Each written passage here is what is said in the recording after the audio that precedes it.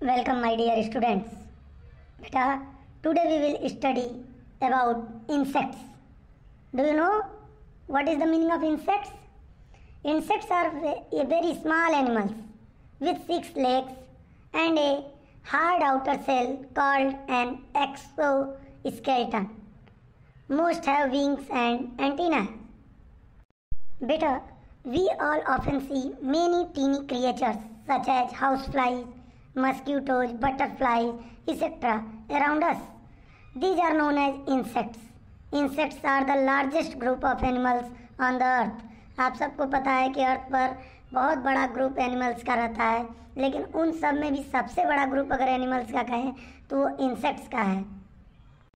बेटे, there are more than a million kinds of insects that are found on the earth.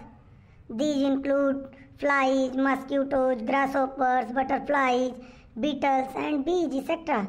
They differ in size, shape, color and many other features.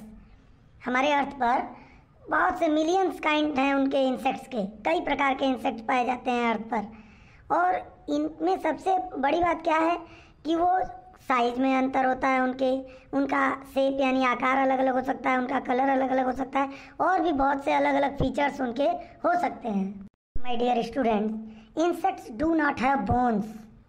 All insects have 3 pairs of legs. बेटे, जो insects होते हैं उनके अंदर bone नहीं होती, हड्डियाँ नहीं होती हैं, और जो इंसेक्ट हैं उनके 3 पेयर लेग्स होते हैं. 1 पेयर का मतलब 2 लेग, तो 3 पेयर का मतलब 6 लेग्स. आप देख लीजिए, काउंट कर लीजिए, 1 2 3 4 5 6, 3 इस साइड 3 इस साइड, यानी 6 लेग्स हैं. अगर इनको पेयर में बोलेंगे तो 3 पेयर ऑफ लेग्स होते हैं जो है इंसेक्ट के. अरे मैडम जी, आप बता तो रही हैं कि 3 पेयर होता है यानी 6 लेग हर एक इंसेक्ट का, लेकिन जब हम स्पाइडर को देखते हैं तो स्पाइडर के तो 8 लेग हैं. आप बताइए उसके बारे में आप क्या कहेंगे? बहुत अच्छे बेटे, आपने बिल्कुल सही बात कहा कि स्पाइडर के 4 पेयर लेग्स होते हैं यानी 8, लेकिन वो इंसेक्ट की कैटेगरी में नहीं आते हैं बेटे. उन्हें इंसेक्ट नहीं कहा जा सकता, क्योंकि इंसेक्ट की जो डिफिनीशन दी गई है, जो बताया गया है, उसमें यही डिफाइन किया गया है कि अगर किसी एनिमल के 6 लेग्स हैं, 3 पेयर ऑफ लेग्स हैं, और वो एक स्मॉल क्रिएचर है, स्मॉल एनिमल है, तो और उसका जो आउटर सेल है वो एक एक्सोस्केलेटन है, और उसकी विंग्स हैं, एंटीना है, तो इस तरह के एनिमल को हम क्या कहेंगे? इंसेक्ट. और स्पाइडर के पास देखिए विंग्स नहीं होते, एंटीना नहीं होता. देखिए बेटा, जो इंसेक्ट है, एन इंसेक्ट है 6 legs, 2 compound eyes, 3 body parts, ठीक है, and 2 antenna and generally 4 wings. आप जितने भी इंसेक्ट हैं उनको आप देखेंगे तो उनके 6 पैर होंगे, 2 आँखें होंगी, उनका जो बॉडी है वो 3 पार्ट्स में होगा, उनके पास 2 एंटीना होगा, और जनरली उनके पास 4 विंग्स यानी 4 पंख भी होंगे. बच्चों, इस फिगर में भी आप देख रहे होंगे 3 पेयर लेग है, उसका बॉडी 3 पार्ट में बटा हुआ है, ऊपर 2 एंटीना है, और इसके मान लीजिए विंग्स इस फिगर में ठीक से नहीं दिख रहा, जनरली 4 विंग्स होते हैं. Many of them have 2 pairs of membranous wings. 2 pair का मतलब 4 हो गया, 4 विंग्स होती हैं, and that help them to fly, जिसकी वजह से वो बड़ी आसानी से उड़ सकते हैं. बेटा, some insects also sit on the flowers in the garden. आप सब ने देखा होगा कि कुछ जो इंसेक्ट होते हैं वो अक्सर फ्लावर्स पर आकर बैठते हैं.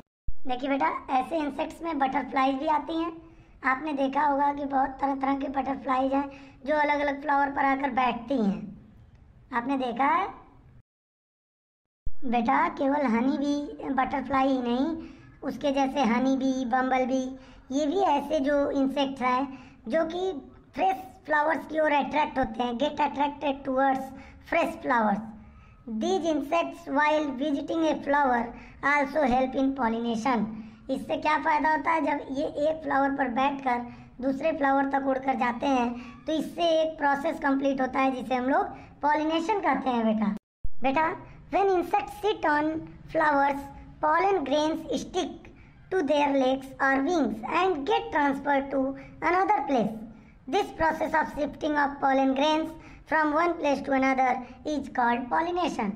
आप इस फिगर में भी देख पा रहे होंगे बच्चों कि ये फ्लावर के ऊपर पॉलन ग्रेन्स हैं येलो येलो कलर के, और जब इंसेक्ट उस पर बैठ जाता है फ्लावर पर, तो उसके लेग में और विंग्स में पॉलन ग्रेन्स स्टिक हो जाते हैं, चिपक जाते हैं। और जब वह एक फ्लावर से उड़कर दूसरे फ्लावर पर जाता है तो उसके पैर और विंग्स में जो पॉलन ग्रेन चिपके हुए हैं वो दूसरे फ्लावर तक पहुंच जाते हैं। इस तरह पॉलन ग्रेन क्या होता है, एक फ्लावर से दूसरे फ्लावर तक शिफ्ट हो जाता है।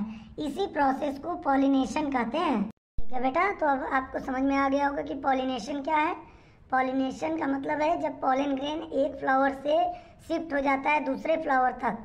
That process is known as pollination. Shifting of pollen grains from one place to another is called pollination. बेटा बच्चों, पॉलिनेशन प्रोसेस होने की वजह से ही नए सीड्स तैयार होते हैं नए प्लांट्स के लिए। अगर पॉलिनेशन नहीं होगा तो नए सीड्स नहीं बनेंगे, बीज नहीं बनेगा, और जब नए बीज नहीं बनेंगे तो फिर नए पौधे कैसे ग्रो करेंगे, कैसे उगेंगे। इसलिए पॉलिनेशन प्रोसेस बहुत ज़रूरी है। और आपको मैंने बताया कि इस पॉलिनेशन में कुछ इंसेक्ट्स जैसे बटरफ्लाई, हाउस हनी बीज एंड बम्बल बीज, ये सब पॉलिनेशन प्रोसेस में हेल्प करते हैं नेचर का, प्रकृति का। ओके मैम, अब मुझे पूरी बात समझ में आ गई कि क्यों बटरफ्लाई या हनी बीज एक फ्लावर से दूसरे फ्लावर पर मूव करते हैं। यहाँ मुझे एक चीज और बुक में मैंने स्टडी किया था मैम, कि वो जो हनी बीज होते हैं वो फ्लावर से कोई नेक्टर मटेरियल को रिसीव करते हैं। हाँ बेटा, आप बिल्कुल सही कह रहे हो, लेकिन इसके बारे में मैं यूजफुल इंसेक्ट्स टॉपिक जब बताऊंगी तो मैं एक्सप्लेन करूंगी। अब आप बैठ जाओ। Okay ma'am, and thank you ma'am. Oh my dear students, अगला टॉपिक बताने से पहले मैं अपना हाथ नीचे करना चाहती हूँ। मेरा हाथ अब दर्द करने लगा। हाँ बेटे, अब मैं बताती हूँ आपको सोशल इंसेक्ट्स के बारे में। देखिए, सोशल इंसेक्ट्स क्या होते हैं ना बेटे, इनको कहते हैं सामाजिक कीड़े। मतलब इस तरह के इंसेक्ट हैं ये जो कॉलोनी बनाकर रहते हैं, मिलकर काम करते हैं। जैसे हम ह्यूमंस हैं, आपने देखा है हर एक ह्यूमन अपना घर बनाता है, मिलकर आपस में रहते हैं, मिलकर काम करते हैं। उसी तरह बेटा कुछ इंसेक्ट्स होते हैं जो कॉलोनी बनाते हैं, घर, और उसमें मिलजुल कर रहते हैं, मिलजुल कर काम करते हैं।